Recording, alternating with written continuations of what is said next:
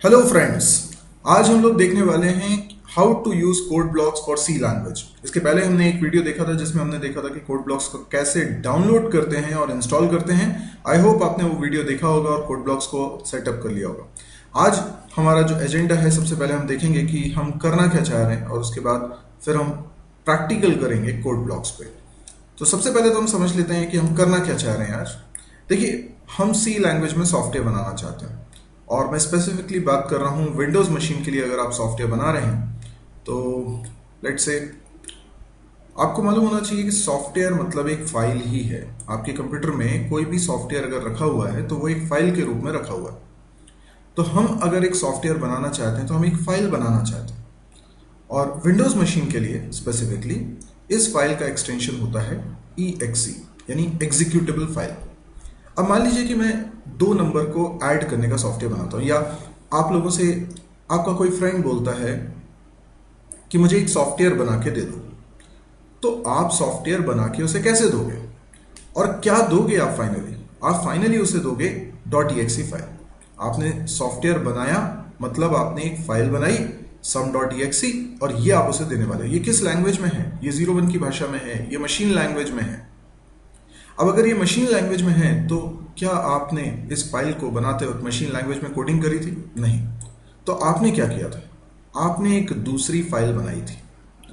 ये फाइल किस लैंग्वेज में है? सी लैंग्वेज में।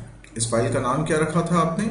sum.c। यानी आपको सबसे पहले अपने कंप्यूटर पे एक फाइल बनानी है sum.c। ठीक है, नाम कुछ और भी हो सकता है। 2 नंबर को ऐड करने का प्रोग्राम की बात कर रहा हूं इसलिए मैंने इसका नाम रख दिया सम। लेकिन इंपॉर्टेंट बात है, डॉट के बाद सी लिखना है और कुछ मत लिखिएगा, क्योंकि ये सी लैंग्वेज की फाइल है। इसके अंदर जो भी लाइंस लिखी होंगी वो सी लैंग्वेज में लिखी होंगी। इस फाइल को हम बोलते हैं सोर्स फाइल।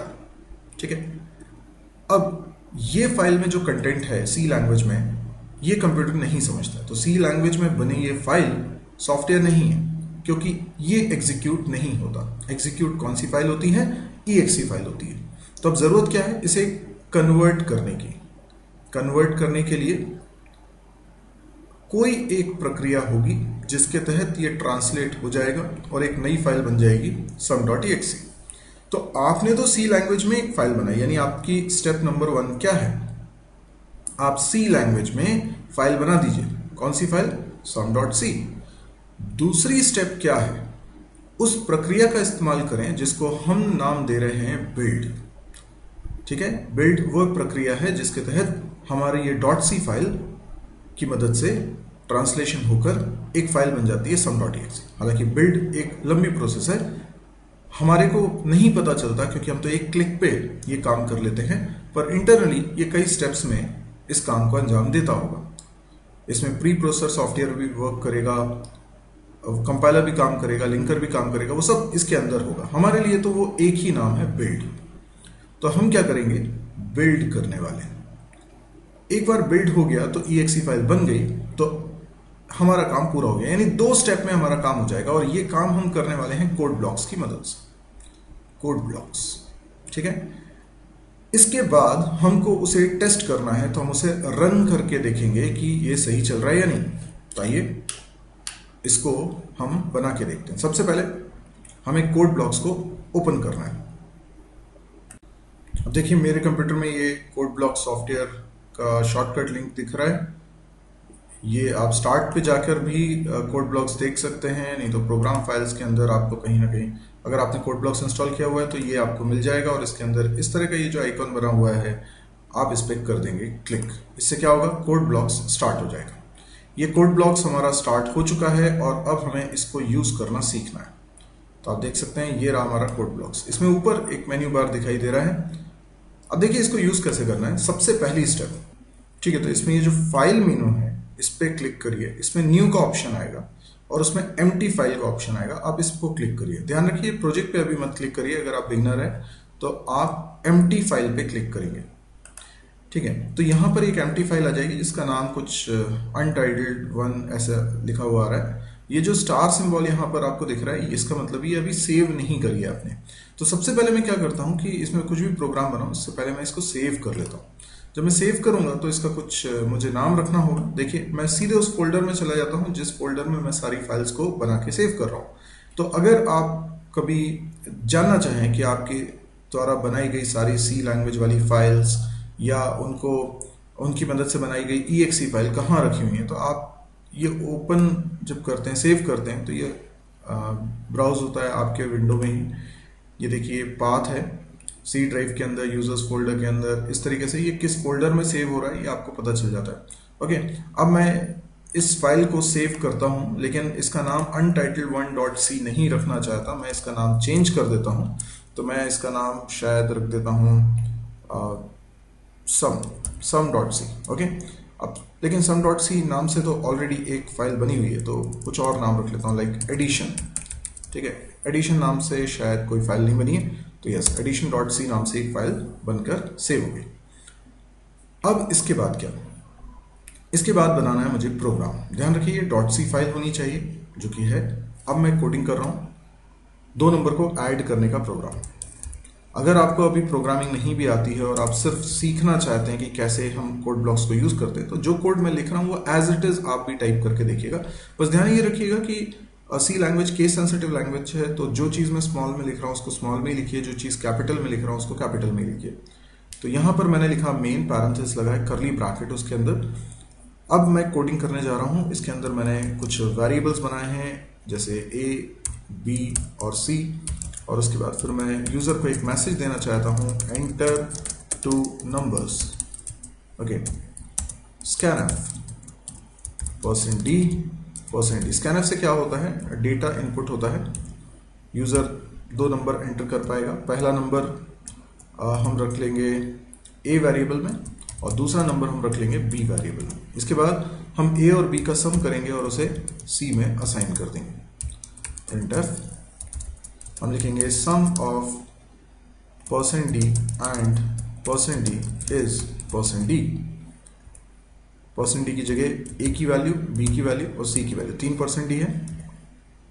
उसके बाद get ch, ये हमारा प्रोग्राम फिनिश हो गया, हमने बना लिया प्रोग्राम। यानी जो हमने तय किया था कि हम लोग सबसे पहले .c फाइल बनाएंगे सी लैंग्वेज में, वो हमने बना लिया। अब इसको सेव करना है, क्योंकि अभी स्टार सिंबल बता रहा है कि अभी तक आपने सेव नहीं किया है, तो आप ये सेव के ऑप्शन पे जाइए, आप इसको सेव कर लीजिए। आप फाइल मेनू में भी जा सकते हैं और यहाँ पर भी सेव ऑप्शन मिलता है, या फिर आप यहीं पर राइट क्लिक कर सकते हैं और यहाँ सेव का ऑप्शन मिलता है। किसी भी तरीके से आप सेव कर दीजिए। देखिए सेव हो चुका है। अब मुझे क्या करना है, इसको बिल्ड करना है। जो 2 स्टेप तो हमें करनी थी, एक स्टेप हम कर चुके हैं। ऊपर ऑप्शन देखिए, एक बिल्ड का ऑप्शन दिखाई दे रहा है। इसमें एक ऑप्शन है बिल्ड, एक ऑप्शन यहाँ पर दिखता है रन, और एक ऑप्शन दिखता है बिल्ड एंड रन। तो मैं पहले बिल्ड करता हूँ फिर रन करता हूँ। आप चाहें तो डायरेक्ट बिल्ड एंड रन पे क्लिक कर सकते हैं। इससे क्या होगा, बिल्ड की प्रक्रिया हो जाएगी, .exe फाइल बन जाएगी और उसके बाद वो प्रोग्राम रन भी हो जाएगा। अभी ये दोनों को अगर सेपरेटली करना है, एक ही क्लिक पे दोनों काम नहीं करने, तो अलग अलग कर सकते हैं। आप बिल्ड को पहले करिए। अच्छा, बिल्ड करेंगे तो क्या होगा, तो एक बार हम लोग वो फोल्डर भी देख लेते हैं जहां पर ये फाइल्स बनती हैं। तो देखिए फिर से मैं ओपन पे जाता हूं और यहां पर इस पाथ को मैं कॉपी कर लेता हूं। ठीक है, अब मैं एक नई विंडो ओपन कर रहा हूं। यहां पर इस लोकेशन को ब्राउज करता हूं। आप देखिए मेरी सारी फाइल्स यहां पर दिख रही हैं। और क्या आपको addition.c दिख रही है? यस, आप देख सकते हैं कोई भी फाइल जब दिखती है, तो जैसे add.c है तो add.exe भी उसी के नीचे है, add.o है, क्योंकि अल्फाबेटिकल ऑर्डर में अरेंज्ड है। पर addition.c के साथ addition.exe या addition.o नहीं दिख रही है। क्यों नहीं दिख रही? क्योंकि अभी आपने बिल्ड नहीं किया है। जब आप बिल्ड करते हैं तो 2 फाइल्स बनती हैं, एक .o फाइल और एक .exe फाइल। .o फाइल कहलाती है ऑब्जेक्ट फाइल, जो इंटरमीडिएट फाइल है, जो कंपाइलर के कंपाइलेशन करने के बाद बनती है, और दूसरी फाइल है exe फाइल। और आपको exe फाइल से ही मतलब है, क्योंकि यही सॉफ्टवेयर है। तो आपका जो फ्रेंड आपसे सॉफ्टवेयर मांग रहा था, आप उसको कौन सी फाइल देने वाले हैं? addition.exe, पर वो अभी बनी नहीं है। अब वो बनेगी कैसे, तो उसको देखते हैं। और हम साइमल्टेनियसली दोनों चीजें देखना चाहते हैं, यानी मैं दोनों फोल्डर्स आपको दिखा देता हूँ साथ में। तो एक फोल्डर ये आपको दिख रहा है और एक आपको ये स्क्रीन दिख रही है। तो अब मैं यहाँ पे बिल्ड ऑप्शन पे जाता हूँ, बिल्ड को क्लिक करता हूँ। आप इधर नोटिस करिएगा कि addition.c के पास में addition.o और addition.exe फाइल भी क्रिएट हो जाएंगी। देखिए मैं बिल्ड पे क्लिक कर रहा हूँ, ये मैंने बिल्ड पे क्लिक करा। आप यहाँ नोटिस करिएगा ये देखिए addition.exe और addition.o फाइल क्रिएट हो गई। अब ये जो addition.exe फाइल है यही आपका सॉफ्टवेयर। अभी हमने रन नहीं करा है लेकिन सॉफ्टवेयर हमारा बन चुका है। अब इसको रन करने के दो तरीके। अगर एक प्रोग्रामर से पूछो कि वो कैसे प्रोग्राम को रन करेगा तो उसके लिए तो ये कोड ब्लॉक्स ही ऑप्शन दे रहा है कि बिल्ड पे जाइए, यहाँ रन का ऑप्शन है, आप इसको रन कर सकते हैं। जैसे मैंने इसको रन किया तो ये आउटपुट स्क्रीन आ गई। आप देख सकते हैं इसमें लिखा हुआ है एंटर 2 नंबर्स। जैसे मैंने एंटर किया 5 and 6 तो ये प्रिंट कर रहा है सम ऑफ 5 and 6 is 11। अभी ये स्क्रीन रुकी हुई है, गेट स्विच लगाया हमने, एक और की प्रेस करते हैं तो हमारा प्रोग्राम एंड हो चुका है। लेकिन ये जो मैसेज दिखाई दे रहा है ये कोड ब्लॉक्स दिखा रहा है, यानी हमारे प्रोग्राम का हिस्सा नहीं था, ये कोड ब्लॉक्स एक मैसेज दिखा रहा है। इसके बाद कोई भी की प्रेस करेंगे विंडो बंद हो जाएगी। लेकिन आप अपने कस्टमर को जब ये सॉफ्टवेयर देंगे, यानी आप कौन सी फाइल देंगे, addition.exe देंगे, तो उसके पास तो कोड ब्लॉक्स होगा नहीं, वो तो ऐसे रन करेगा नहीं, क्योंकि कोड ब्लॉक्स प्रोग्रामर की नीड है, क्योंकि उसे बिल्ड करना है, क्योंकि वो .c फाइल में कोड करता है और उसे कन्वर्ट करना है exe फाइल में। लेकिन जब आप अपने दोस्त को सॉफ्टवेयर दोगे तो आप केवल एक ही फाइल दोगे, addition.exe। अब addition.exe नाम की फाइल उसके कंप्यूटर में है लेकिन कोड ब्लॉक्स नहीं है, तो ये अकेली फाइल उसको अपने सिस्टम पे दिख रही होगी, तो वो कैसे रन कर रहा होगा, आप भी रन करके देख सकते हैं। आप इस फाइल पे डबल क्लिक करें सीधे, जैसे ही डबल क्लिक करते हैं सीधे ब्लैक विंडो ओपन होती है, कहीं कोई कोडिंग नहीं दिखेगी। एंटर 2 नंबर्स, मैंने नंबर एंटर किया 5 और 6, सम ऑफ 5 and 6 is 11, और मैं अब की प्रेस करूंगा तो ये विंडो बंद हो जाएगी, कोई एक्स्ट्रा मैसेज नहीं दिखाई देगा क्योंकि कोड ब्लॉक्स इसे रन नहीं कर रहा है।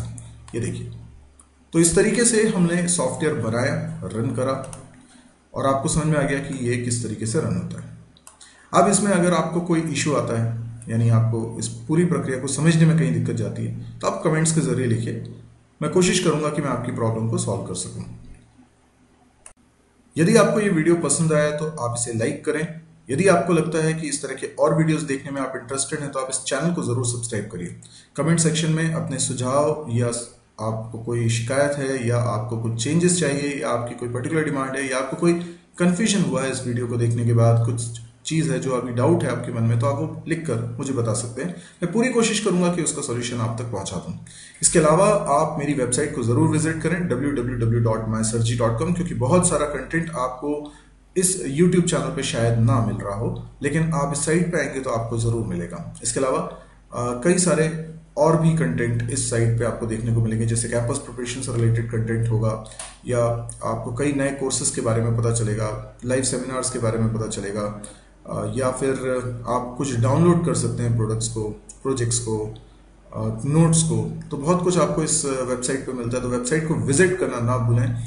और यदि आपको लगे कि ये बहुत काम की है, क्योंकि हिंदी में है, डेली इसमें नया वीडियो अपलोड होता है, कंटेंट बहुत सारा है, तो अगर आपको लगे कि ये बहुत काम की वेबसाइट है, कई लोगों के बहुत काम आएगी, तो प्लीज़ आप इसको शेयर जरूर करें। शेयर करेंगे तो काफ़ी लोगों तक ये पहुंचेगा और काफ़ी लोगों को लाभ मिलेगा। Thank you.